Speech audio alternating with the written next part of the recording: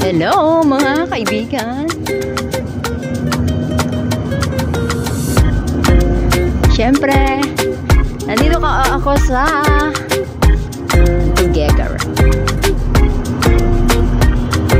Nalilito ako, sabi ko, ito ba yung dating SM? Pero sabi ng aking hobby ay bago daw pala ito.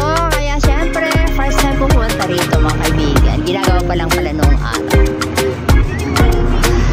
Ayan nga ba ang lahat? At as always mga kaibigan. Dahil ang aking mag-ama ay siyempre, tinatawanan nila ako at nahihiya sila din sa aking camera. Kaya ba lang lahat? Good as always mga